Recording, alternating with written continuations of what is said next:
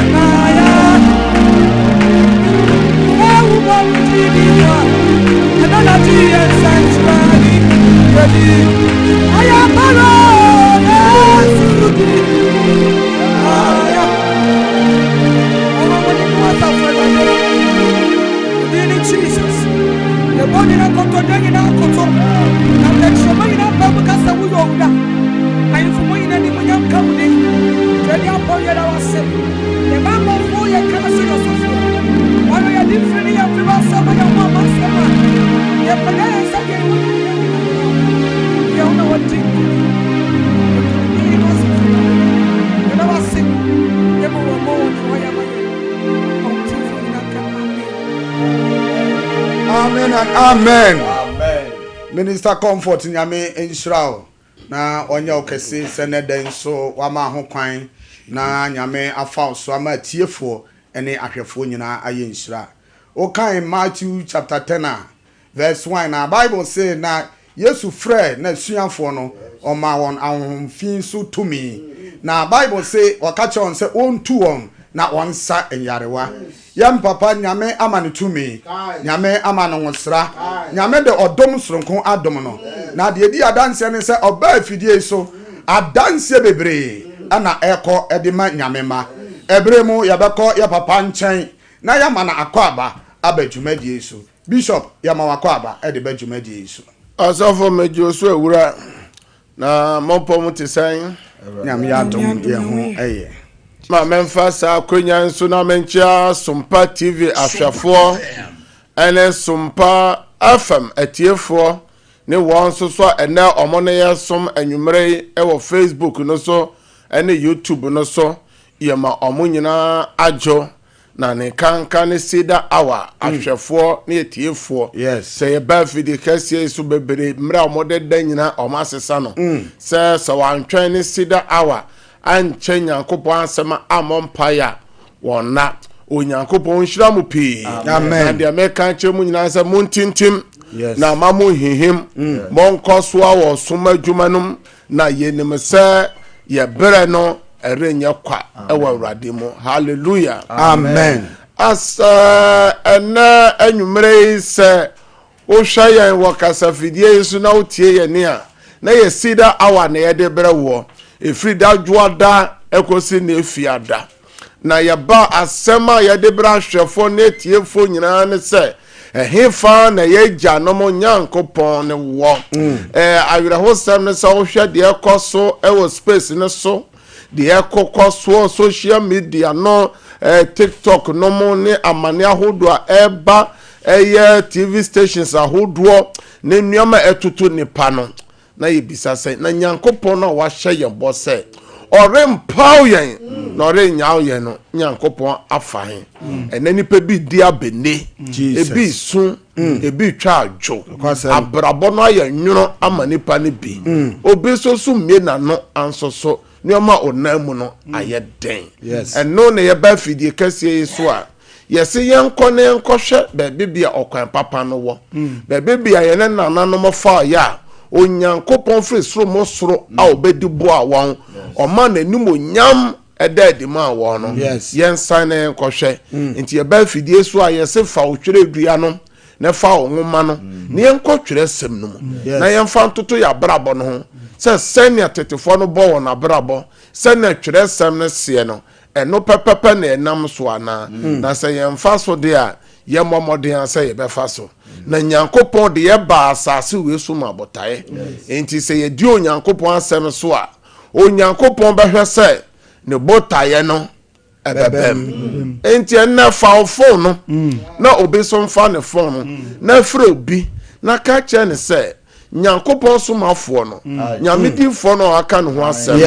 eye bishop no ono ne team ni nyina aba na enen so nyame be nyame se ye che nyame asem yu a ye bebo mpae na ya ban so no se na ye nyina enim ye ba me ma audience o si TV na enim anasa radio no enim na owo documents bia na faguso na nyame ya doma efiada ye be bie tetefo no atom na amanfo de wona dance aba na won so bia nane da di kan a wo hwe Cedar hour eye program nyame ma efa dance a dance no eye pi enti won so ube fa dance we nye asori asem nye doctor asem na emmom ye ba se no che nyame asem wi a na ye no wo abompae enti wo tra wo fie ho wo adwumam ho na wo ne ya abompae na wafa dance eno na kyerese nyame asoma ye afidikasi yesu sabre de yanko Facebook ne YouTube na nyame ma enne omo ne ye som no yanko ma omo akwaba osofo Emmanuel J yanko Facebook no so yo bishop yada se Facebook no Ajiman Elvis ewoso Prong ewoso Ernestina Ibrahim ewoso Inshiraba ewoso Ochregradis ewoso Asuma ni root woso Agnes Nyame ewoso Mary Aqua ewoso Elizabeth Manu ewoso Portia ose ewoso Mami Eunice woso Frisia Boatin ewoso Benis Japan ewoso so for free sanso na Facebook na so kwa ma late ewoso Mami Eunice ewoso Vivian Boatema ewoso Vera Adoma Sam ewoso Jonathan Ponsa ewoso Dankwa Bright munyina ewo Facebook no so Juliet Bafo ewu a munyina ewoso beto aso wo YouTube no so a ene YouTube no so aye hot Rose Ajekum ene yesum Angelina Fokuo ewoso Asantewa Krobia Hega Amwa Inshiraba Safo Samuel Wahima Dufie Anthony Opoku Josephine Gomez Zinabu Amadu Abena Ajay ene yesum Mama Rose abegyina so a one ene yesum ene Madam Adwoa Safoa enso ewo so a ene anwumre omo ne yesum o YouTube no so Sabre dia momomodia se mobile dan mobe like Sompa page no mo like Sompa page na mo share link no na momomodia se modem comments so ebaba na mre bia meka cho so be nyame afra nyame akwa obeye wi a na ensesae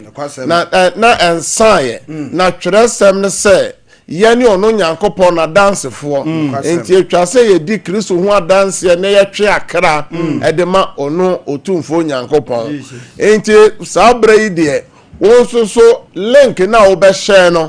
na afoforo so atie nyame asɛm na eba no so afoforo bi tie na osakira wo na wo send link no na ya wo na wansesa saa okra no de ama otumfo nyankopɔn na nyame asɛm oka na Daniel chapter 12 verse 3 no ebebe mu pepepe ama say no say na badwuma no ebe hyen na wona otimi twinipa ba osra henie no no obeshen said da pem ensroman na abemama enti ba modern say onsoso obeshe link no ama afoforo hallelujah amen na yaba fidie yi so no de wo mu nyina ne se osome bia ye nsemfua baako na ye de atoto twerɛsɛm no ho na ye de atoto ya brabo no ho na ya hwɛ se nyankopɔn asɛm no ye de ye atwuma anasa ya mane efiri ho na bosom we nyame asɛm a mene nyame ma eche pointer enamayi amene nyame ma kan wasɛm nyina ye things to avoid as a child of God nioma esese onipa biara oyo nyankopɔn ba obetwe ho afiri ho obetwe ho afiri ho sani beya afi nyankopɔn beti nanimu akyerɛw na nyankopɔn obema na adom no bi aso so na ono nyankopɔn no wabɔ ho ban na sani waka no Psalm 91 no se obehye na abofo so ama se onhwe wo so na wa ama oho ama asem na wa ama wo nan ampem aboba bi no na etimi ayedan abamu ama na sani waka no Isaiah chapter 43 verse 2 and 3 se orempo awo na orenyawo na sa wona mojamu a oka ho o maja na nsho na se o twa subonte a subonte no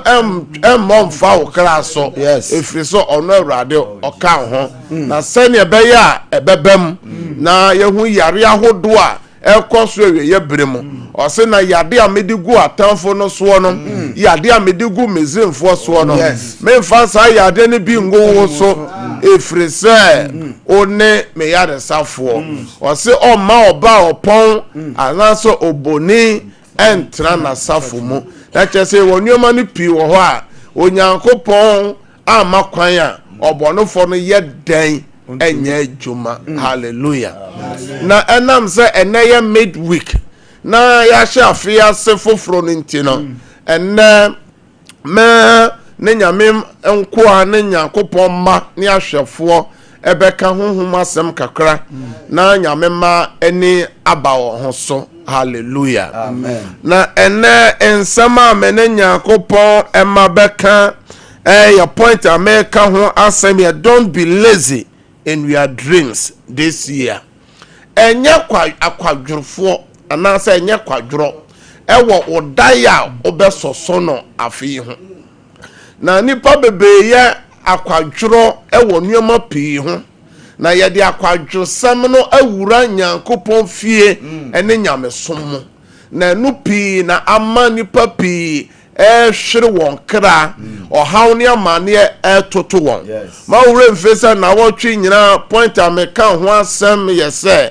kwan a nipa efa so ede pesika a enye kwan papa so na wieye no enye wieye papa na nipa bi fa kwan bone so pesika amwa won enti ensese yenso so ye fa saa okwan no so e wo se ye mani free home na ehunu se eye 21st century ene nipa adwiri nyina ye sika boronsam eyi osoro ahenie afri nipa adwiri mu bronsama yi se nipa wa konta bi ekobu se senia bible se eda o prefer se onipa bewu na ni wo achi no atemo da homa no ena bronsama eyi atemo afre nipa adwene mu bronsam eyi se de nipa guo bia no eno na nipa betwa bronsam eyi afre nipa adwene mu ena bronsam di ajapade ni sika ahunya awre nipa adwene mu efre nketoa so kosi akese so enti nipa adwene nyina ye sika na se nya wiase ajapade nyina so na ya hwere ye kra faso ban ena ebenya anso nano na mabusam se de pawo hoyi eye che ahunya de hallelujah amen na ene midweek ninti na me manya memma eni aba wo ho so nipa bebre eya akwadwesem ewo nyamesom wankwa asori a enha no se wa na awrade ase a enha no wa mbotere ne ya brabo a enha no nipa bi ya akwadwesem wa adwuma yemu time so de kwa adwuma kromfa nya adwuma ebi dasa ebi nsore obi so adwuma na wokọ no ye ne biara onya adwuma ne yie adwuma no bo an nante akura sai na nefuru se gu nanim na sai no se nante ni akyea bi a odi beto fon se no se dana no na ohwe nipa bi oso wo kwa adwuma na kire se na ohwe osoro se osoro abofo no odi afurusani o na kire se nyankopon ma abofo kura adwuma no mo ye busy anso ye hwe kwan a nipa bi akwadworo nipa bi so di akwadworo wura wadem kire se enya asem ketoa osofo bo wa wadem kura aduade kura onyare aduane kura no onwa enyoma sie wonsi nyoma sese oye ne ma omfa wo ho wa wo omfa ne ma ho wakofo obi ba abeto wo de ope ena oye enti sam nyoma no sese ya san di abewura sunsum nyoma mu enti ye hwe mabusem senia na twerɛsɛm no kafa kwadwofo ho ɛyɛ Proverbs chapter 6 verse 6 to 8 no yentie okwadwofo kontati anchen na kwan hwɛ na kwan na hu nyansa ono na oni otitire bia oni opani anasudifo bia enso siesie na aduane ahuhuru bre obobo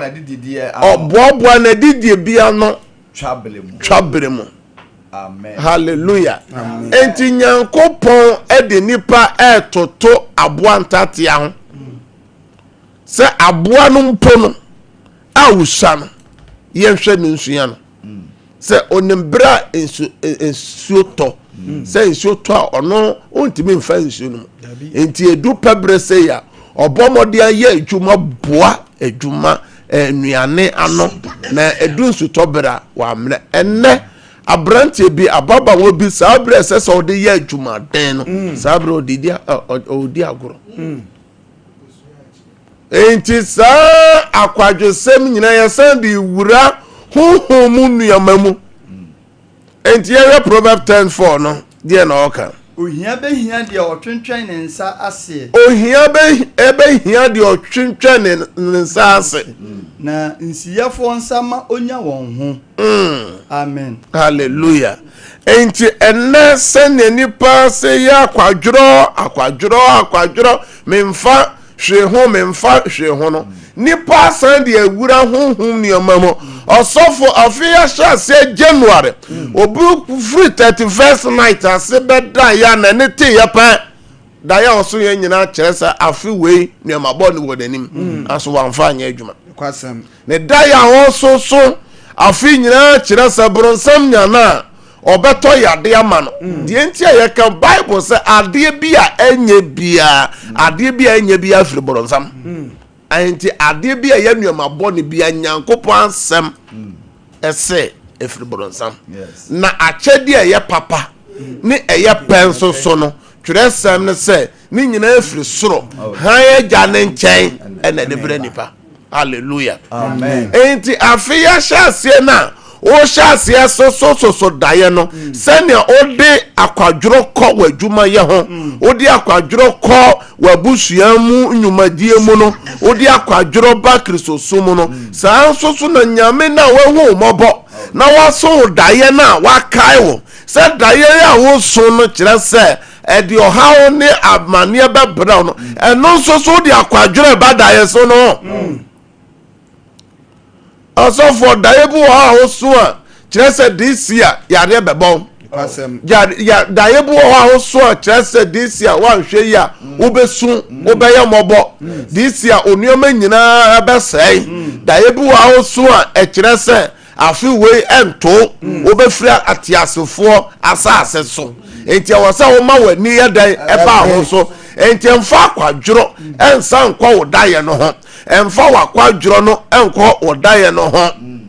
asofo bitimi sore se edru na wotwe no se na ba ko pa de ba ko som ne nyankopon no not ho no hwe o here tv na oti ho emiamia ne phone so onim se twere sem ne se kai homeda na di ne kronkron na nsia na fa ye wadwuma na da to so no de eye onyankopon homeda saa da no ye de som nyame ye mfa nya adwuma obi so sikape no na no ye keka ho asem se sikape ni bre so eda ye de be som nyankopon nyina okopesika memene da kwa hwefo nyina mechiachi amo me mamu nyina yonkodo homeda no bo so koye adwuma enua kristo ni kwasi ada ni asoro ko ni kwasi ada no obi store kwasi ada no okoto nuama o se kwasi ada no yedidwa ya to ade pa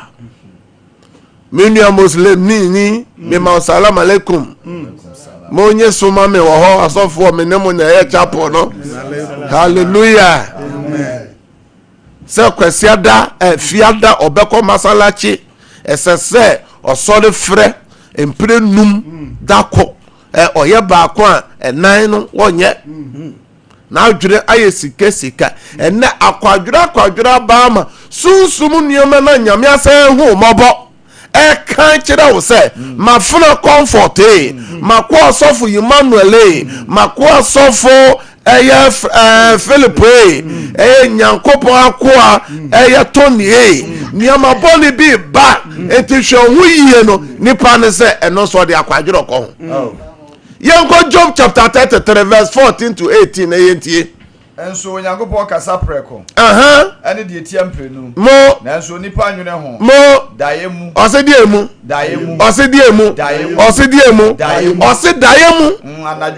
anajuade hunumu na ho ato nipa so empaso na yemso eno obie nipa so oso nipa so atena no so besane onipa afre ne ne yoya na wayi ahantan ahita onipa na watwene kra afri amenamu ene ne nkwanso so na ntofna no ne nkwanso so na 2026 owuo bi ambeto no 2026 accident bi emsese etono no ambeto no aso nyame so saa daye se ma wani mra ho so a osofo na nipa san de akwadworo ena akwadwo na wura ma ena asofo no mu bi mpo akwadwo ya fa wo kwasem so obe sore a obe bompaye obe twetwa nuema mu obe gina ama nyame asafo obe gina ama busua no kura na ayede mo remfi se eyo hine ebemelek daye no so ye according to Genesis chapter 20 yanka from verse 3 no eko intentem so na onyankopon ba Abimelek nchen anadudayemu oba ne nchen wo Israelimu anadudayemu oba ne nchen wo de ebemu anadudayemu oso daye tuaso na okatie ne se hwe oba wokofa no nti obewu oba bi a wakofa no nti ohini Abimelek MPA minister osofo sikani ohiani nyame afra nyame akwae nipa bi adamfo bi a wafa no nti oba bewu efrise oya obalima biire nanso na Abimelek nya emfa ne ho kan no na oka se Awurade ubekum oman tenene nso enye ono ana wakatira me se nua no na oba no nso kan se nua no makuma mu kan ni mitirim fita na mede ye na onyankopon ka kire no dayo mu se menso minim se wakuma mu kan na wode ye na menso mi so mu na wanye bone enu nti na mama wanfa wo ho anka no na afei dane oberima no yire koma no efri se oye odifuo na wapachaw amawo na wanyankwa na se wanane no ankoma na ene ehunu se wo ena wubewu wone de uwo nyina na Abimelech sorry anopatutu fesi okura osi hunu se wo na wubewu na enya ho kwa na wubewu ade bie owo bia na ofiefo nyina wubewu enti nyame nam daye so kancho hina Abimelech se nipa bi aba na brabom ena obi hwe no obi tie me ena wafa adamfo bi odun wakobo obi ena wakowura kuo bi mu ena daya oso nyina se nyame bo kokko se wantwe ho afiri ho a obewu anso still ohina Abimelech sole anopa no ofra ne fiefo nyina o kacho se daya maso ni enti monkofre abrantie na ni nua ba Cedar wo fi ha no omna ne toto na no ye nhwe okofa no bai na de na sie to aso de sie nyina ne se osi kromofo no nti nyame so bi ani wo mu enti oka se eye ne yire ne Cedar ni nti obeku no enti na oka se ni nua ba no enne enye ye penso nko na kroni ahodo anyamesuro ni so Abraham penso nyina na ye wo kura nyamesuro eni wo enne oman Ghana num ne bro no bu ho a oteso otimo se nipa ti ho nyina nyamesuro ba ko mponya de eni na ya hwa sene nipa si di nipa bone nipa di nipa mim nipa nwene ho nipa susu se oyafa no ho adi omfa ho ni da de nipa wuguo bia obetwa enti na me ba se me ba be ka cho sa afefoforo yi akwadwira honhom a odi awura Kristoso mu odi awura nyamesuro mu a honhom nuoma nso so a nyame wo mobo a ho so daye o ka de ba be to na odidi agoro no wa hwe yie ubenya problem. Okay, Genesis chapter 40 from verse 1 to 23 na Bible say nipa mienu ena omo dadan ba akumu omo nyina so daye anadwokoro na ba ko daye so kire se Genesis chapter 40 kire se nansa obenya promotion nansa obefini hawmu nansa nioma beye yama no nansa nyame besesa ne hyebere nipa ba ko no so aka no ho no so ne daya so ne kire se anansa obewu tofuwo nansa yebekuno nansa yebesan no nansa obefrati asefo asase so daya ba no wa chance ya so 2020 say year udidi agoro Genesis chapter 41 ohene ya friend say Pharaoh eso daye na daye ohun nioma mienu wo nani so de dikai ohun anantwi a omo adore srade a omo soso enso osanhu anantwi a omo fonfon sanyoma mienu odi hunufo no de nyame adom na adom achede no Joseph ka kire ne se na ntwe no mo ayadan adore srade enso no ejira omo enfie podpole enso na ntwe no so omo afonfon no so jira omo enfenhia podpole enso na enche aduane bebu asase so for 7 years saa so na ekombe ba asase we so for 7 years eno na ma Egypt di nya ne ho eno na wiase nyina Egypt beye Egypt ni nyina ne se o kire dae na se no omutu dae no ho anamo enfie nso nuane ni nyina omude nuane nyina esieye na mira kom no bae no na wiase nyina opaduane ato a Yesu oko Egypt wanya bi ato hallelujah eya dae yemra pam foforo no na yenhwe apam foforo no ententem na yenka Matthew asem papa no yenka Matthew chapter 2 verse 13 to 15 and na Matthew chapter 2 verse 19 to 23 yentie nyame asem na ofiri ho koye no hwe Awurade bofo yi ne ho kire Joseph odaye mu sai nyame bofo no ba ne fie oba na adwumam oba ne dayem no so ye eno yi ne ho adi kire ne wodayem Solifa abofra ne na dwane komisu na dwane frifie ha dwane fri bro no so kromo na kwatena ho kosi se na ka kire wo Herod hwehwe abofra na Herod repa abofra na kuno na osorifa abofra no ne na afri kromo ana na ofri ho ko Misrim. Hallelujah. Yehwe verse 19 na Herod wu ye no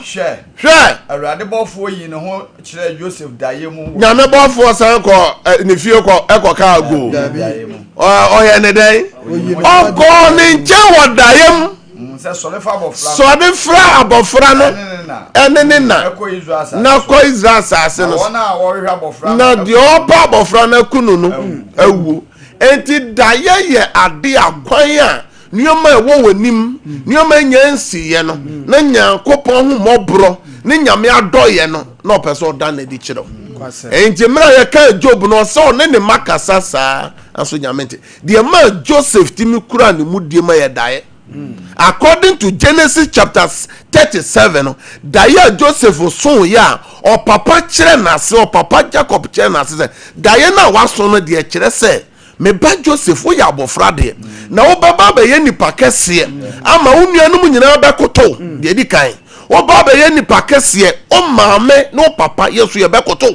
enti Joseph di sie na kuma mu se e hyebre ai wo nanim nie enti onfa no honfore bone enti ni nuanum twitwa ntoro ye bone a ono hu ne se oye huti Nyankopon huti ani nyame de ne ba asase wesu ma botaye obeye nipa kese enti e wo se ode nyame nante na Nyankopon na waso no sa daye no ebem Joseph boss atene ya brabo no ebem se ni nuamu nyina abakoto no kwasem bakoto no ni nuanum pe hallelujah amen daye be na wo so so a udidi agro afi eye daye papa ana say ye daye bone Jesus ye wo common dreams bu osofo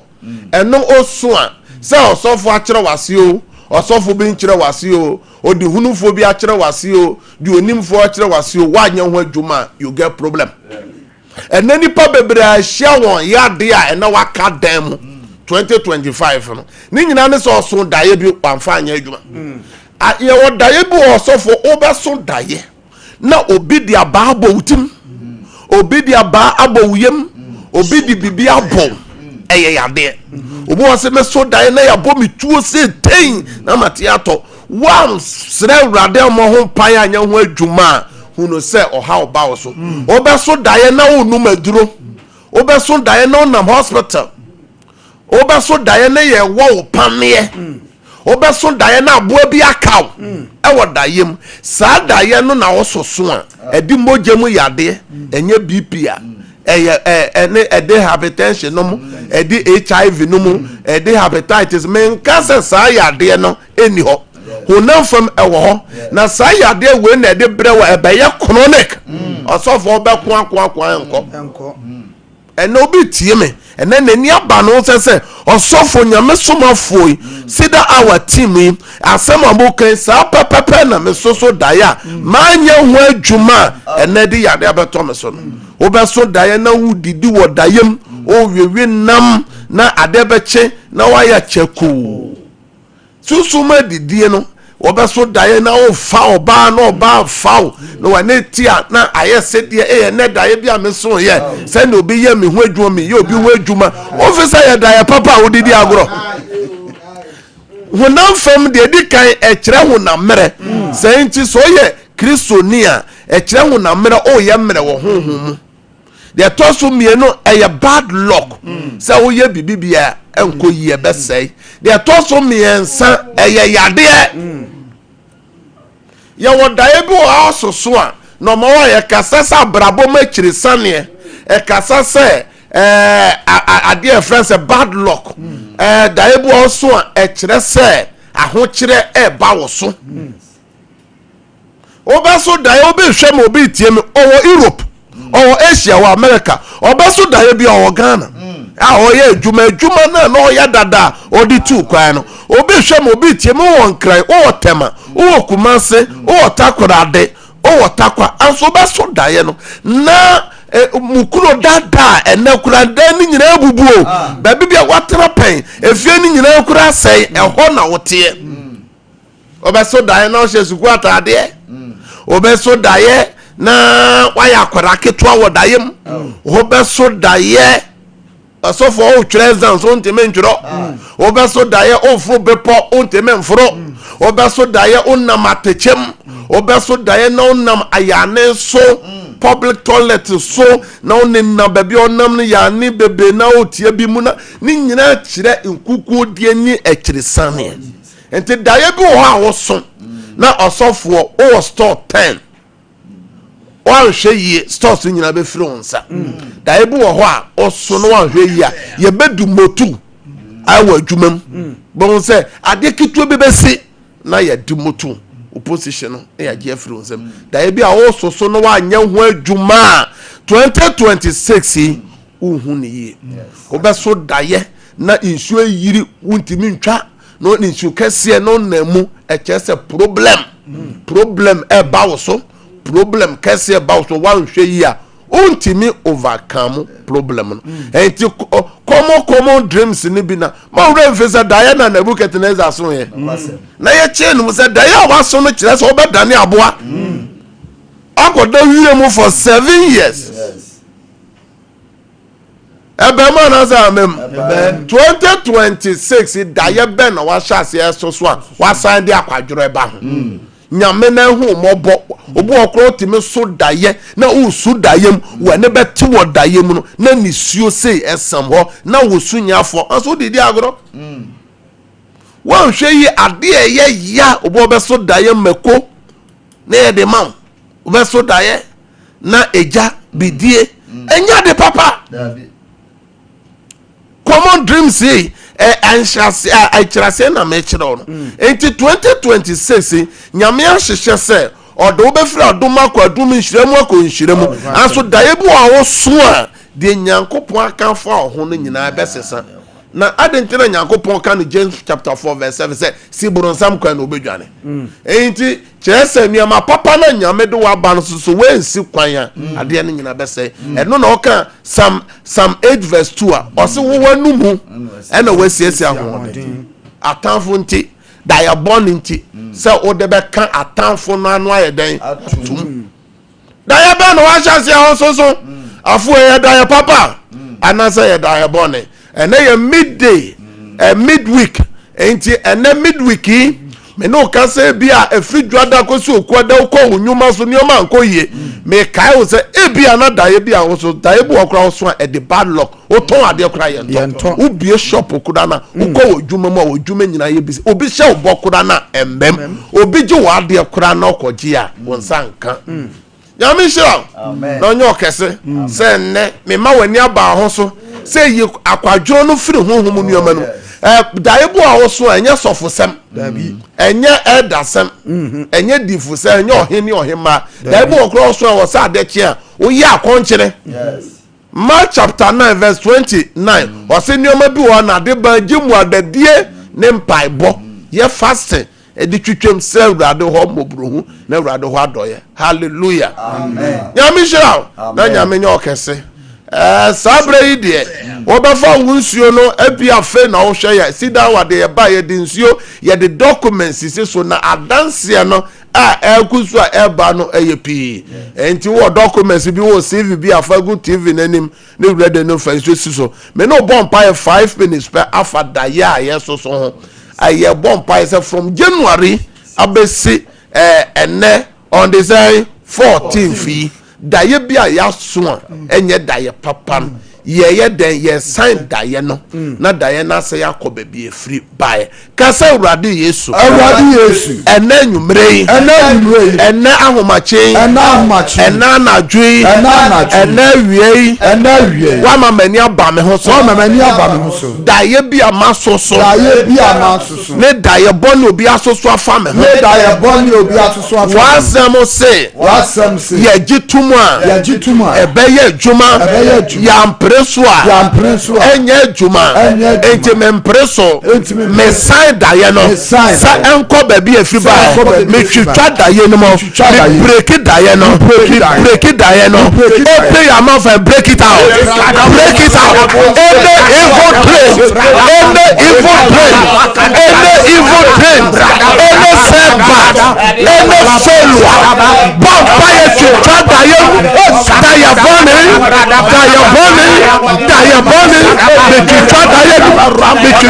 no sign daye no yes no ya baba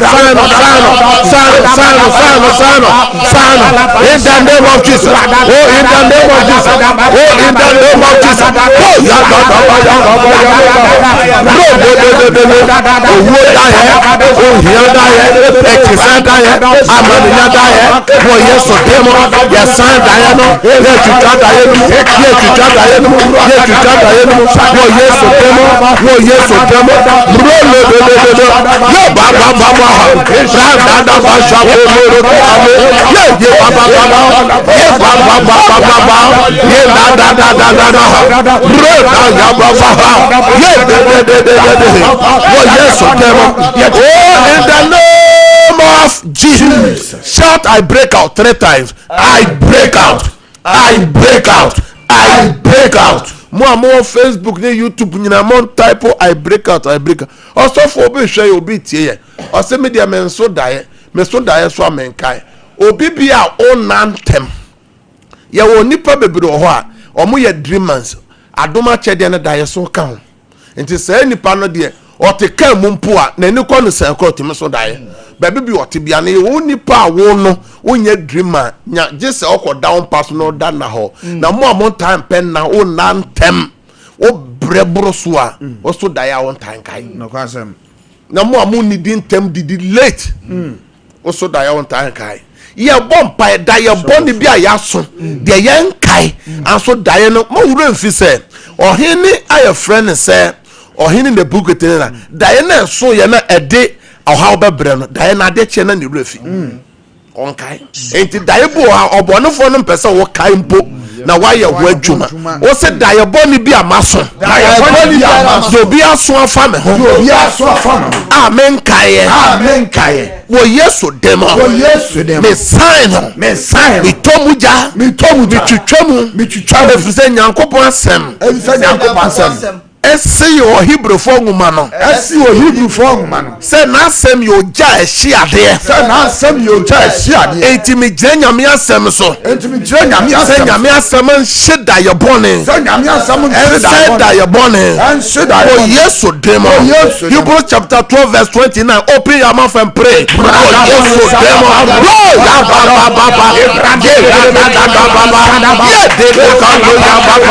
oh nyame asem ja ehia de daye bi awo no yo bi aso afa ho asafu no mo ejuma no ebusia no mo wo yesu de obi manso obi kroso wo yesu de mo ewo Europe ewo Asia America Ghana wo kase profito daye bone sai daye no tita daye no wo yesu de mo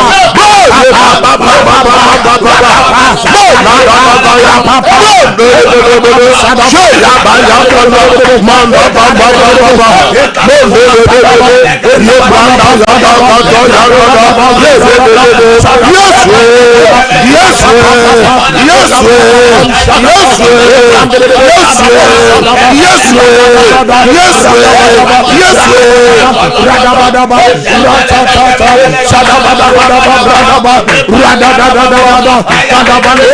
the name of Jesus Christ of Nazareth, shout, I break out. I break out.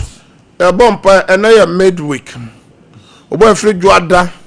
ebesi okuada, oko unyuma so nyama nkoye. Ye de na aka wona wotwim be hwe nsa. Obese Awurade se Awurade nkai wo. Ewo na aka wona wotwim. Oma ne oma nye yie. Obi so hwe ya wotie wo yare. Wo se Awurade sam yade. Wo de ya wo sem, wo de ya dwuma sem, wo de ya nkrata sem, wo de ya appointment. Wo se Awurade me de hwe wonsa. Se Awurade bua me. Awurade kai me. Awurade gye. If it says Psalm 37 verse 5 say yemfa ya kwan nhyɛ ne nsa enti nneɛma ne bu agye sɛ wo na ankasa na ɔde hyɛ Awurade nsa one fan hyɛ Awurade nyama ɛno na ɔka Matthew chapter 7 verse 7 ɔsɛ gye sɛ ɔyɛ den ubisa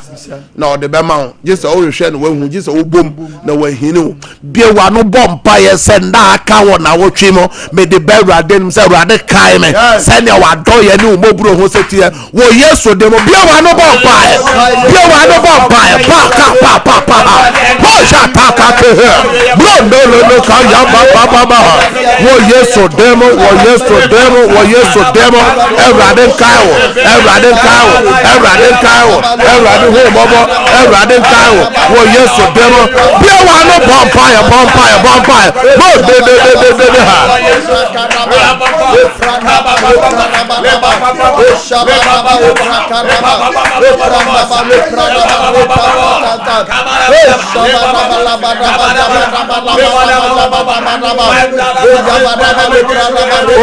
in the name of Jesus Christ of Nazareth.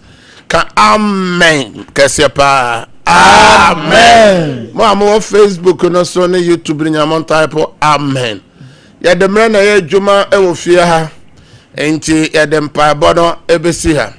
Na wo a wasoso saa da ya afia hya se nyoma nkoyo pese ya ne wo bompa no mo amohwe TV ne ya lines ne ya miensa.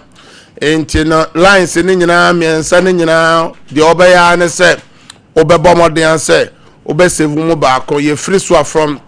10 to 11 ofreya ya no obebo mpae number ni 0557 0557 000 000 967 967 0557 0557 000 000 967 967 number tosu mi no 0557 0557 30 30 90 90 80 80 0557 0557 30 30 90 90 80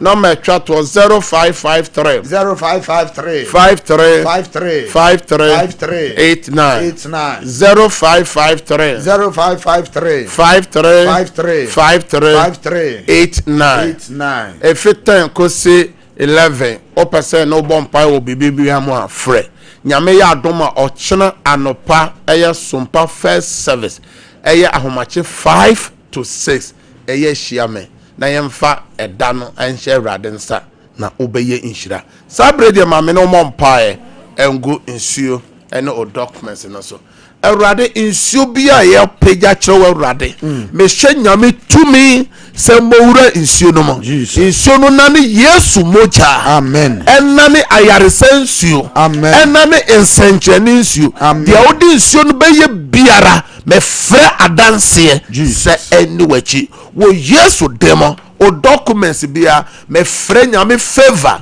nyame grace nyame adanse se o documents no so wo Yesu demo ni pe biara o hia ko bi o pese ye fro ye email o pagya wo cell phone me bom paye se ko bi esese won saka ade bi esi kwan me bom paye se ade ne emfiri ho me bom paye se ye mfrew ye email o ye teso wo Yesu demo je me so se amen amen mabusem ose obeda na ona ebeya ode. Proverbs chapter 3 verse 24. Me de odam ho ofie ho nyina hye Kristo mogya no mu. Me peti Yesu mogya e wo fie no wadwuma mu na odam ho nyina wo Yesu Kristo demo ena mabompa da na ona beya ode. Ye besen hia Yesu ya adoma ochena same time. Ahoma cheso first service 5 to 6.